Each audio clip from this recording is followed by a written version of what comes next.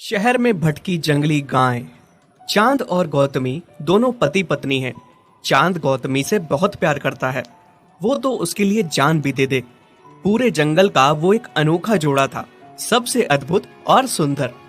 इसी वजह से जंगल में उनको ना चाहने वाले भी थे, जो उनके जोड़े से जलते थे और उनका हमेशा बुरा चाहते थे।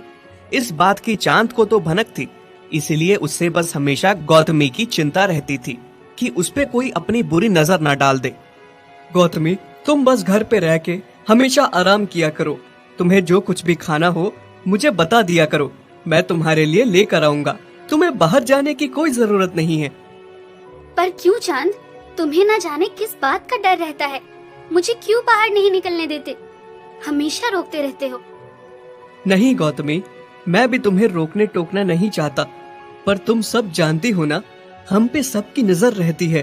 मैं नहीं चाहता कि किसी की गंदी नजर तुम्हें लगे। बस इसी वजह से मैं तुम्हें हमेशा बाहर जाने से रोकता हूँ।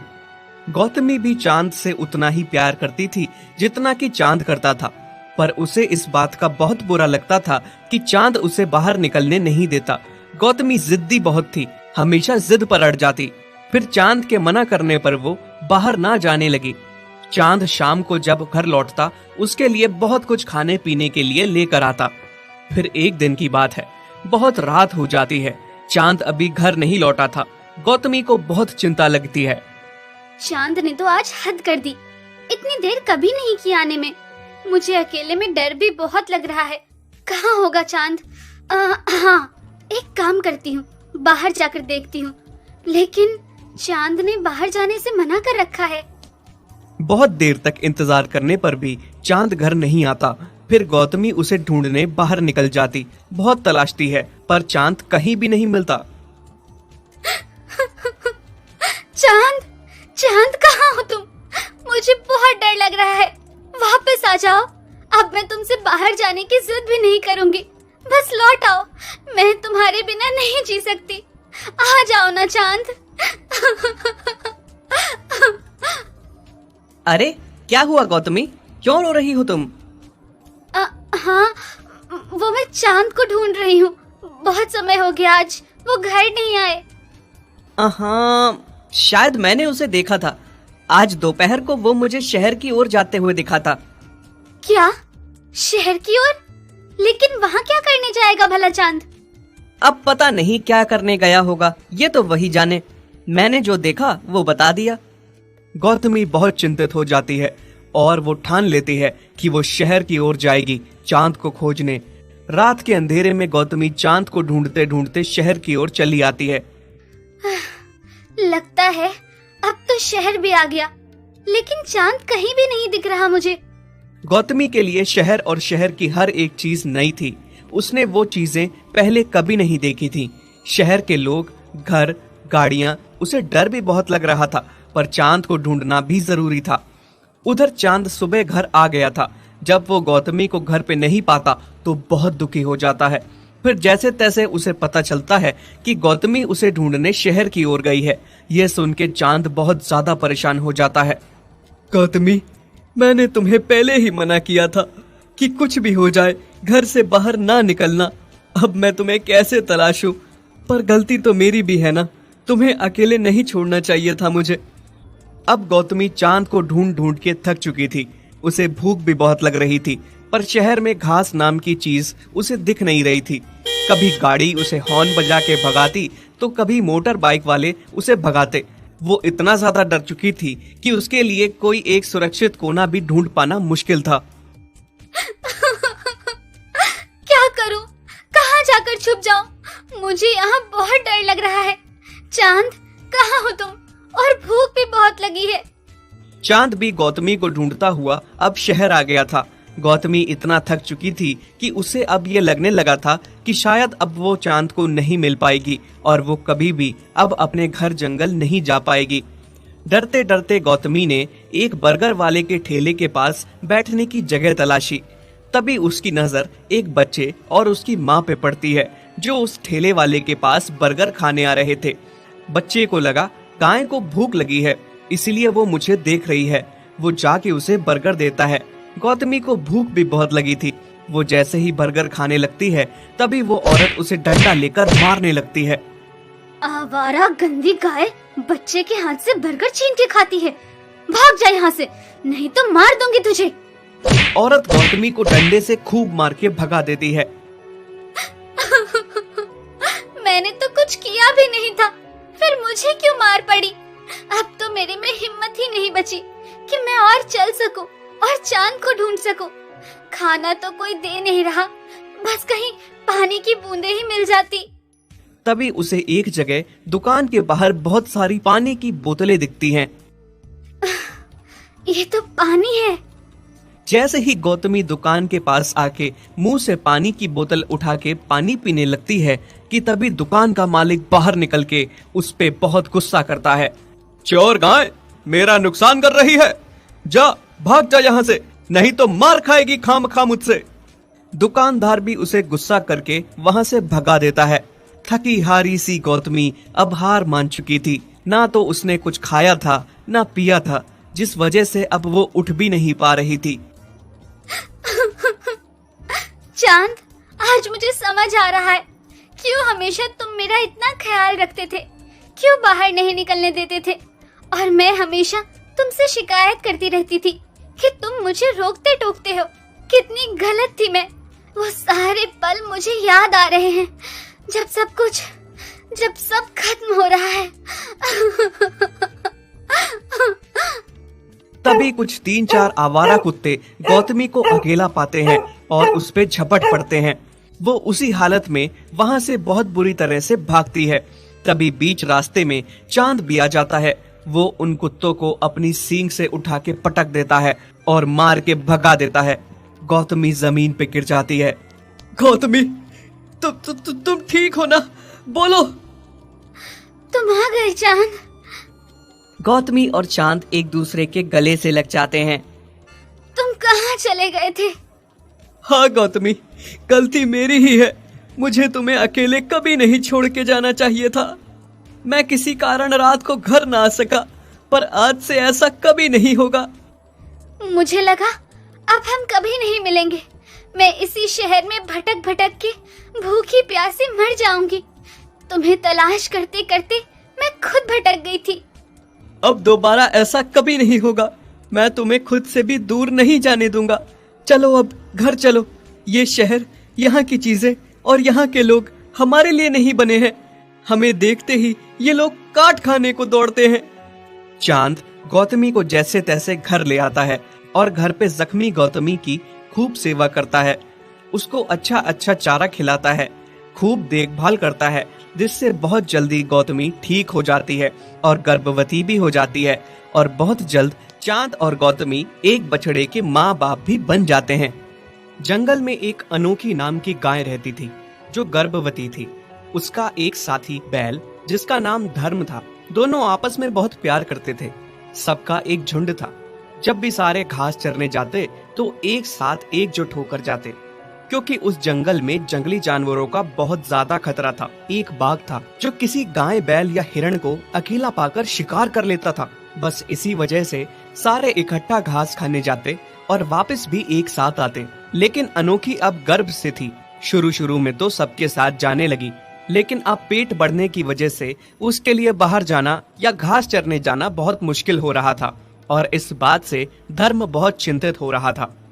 अनोखी, मुझे तुम्हारी बहुत चिंता हो रही है। अब तुम घास चरने सबके साथ नहीं जा पा रही हो, क्योंकि सब जल्दी जल्दी चलते हैं, जिस वजह से तुम अकेली पीछे रह जाती हो। मुझे बहुत डर लगता है कहीं तुम पे उस बाघ की नजर ना पड़ जाए। इसीलिए मैं चाहता हूँ तुम यहीं इसी सुरक्षित जगह पर रहो। मैं तुम्हारे लिए खाने के लिए समय समय पर हरी हरी और पौष्टिक घास लाऊंगा, जिससे हमारा बच्चा स्वस्थ पैदा होगा। पर धर्म, मैं अकेले पूरा दिन यहाँ कैसे रहूंगी? अगर तुम भी चले गए तो? देखो अनोखी, अभी हमारे बच्चे के लिए इतना तो करना ही पड़ेगा ना हमें। बस थोड़े दिनों की बात है, हमारा बच्चा आ जाए, वो थोड़ा सा बड़ा हो जाए और हमारे साथ वो घास चरने जाए, फिर सब ठीक होगा। ठीक है, जैसा तुम कहो।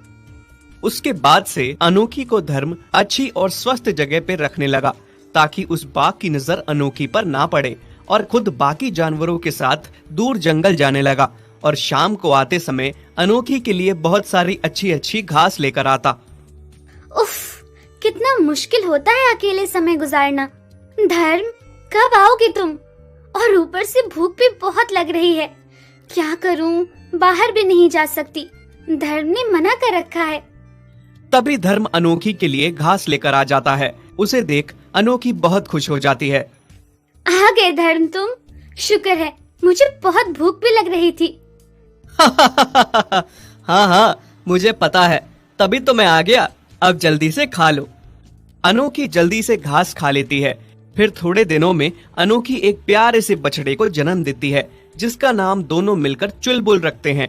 धर्म अपने बच्चे के लिए बहुत खुश था, इसीलिए वो अनोखी और चुलबुल से कहता है, अनोखी, जब तक हमारा बच्चा थोड़ा बड़ा ना हो जाए तब तक तुम्हें यहाँ से बाहर नहीं निकलना। बस थोड़े दिनों की बात है, उसके बाद सब ठीक हो जाएगा।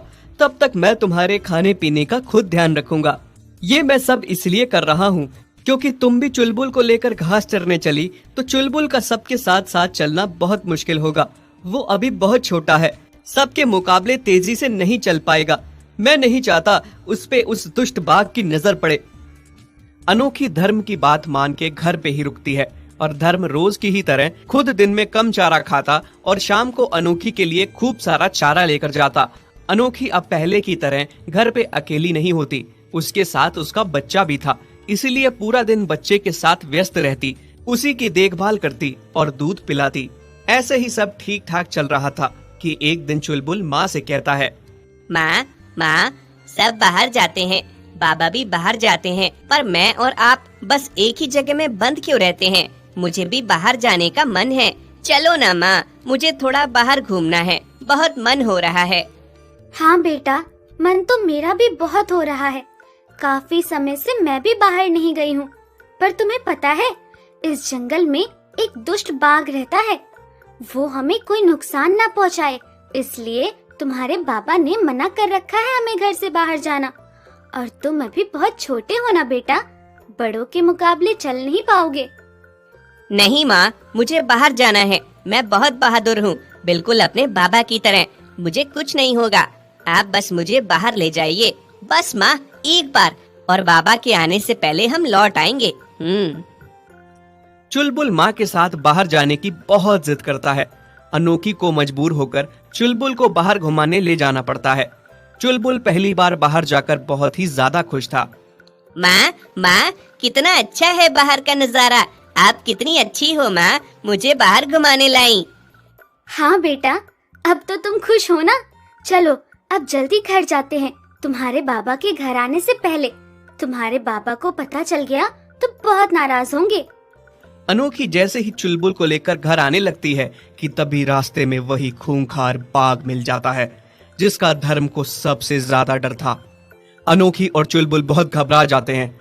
अनोखी को अपनी जान की परवाह नहीं थी, बस उसे उस बात की चिंता थी कि अब वो अपने बच्चे को कैसे बचाए, क्योंकि अब उसे पता था कि बाघ अब उसे छोड़ने वाला नहीं है। अनोखी को बस धर्म के घर से बाहर ना जाने की दी गई नसीहत याद आ रही थी और वो बहुत पछता रही थी कि उसे चुलबुल की जिद पे बाहर नहीं आना चाहिए था।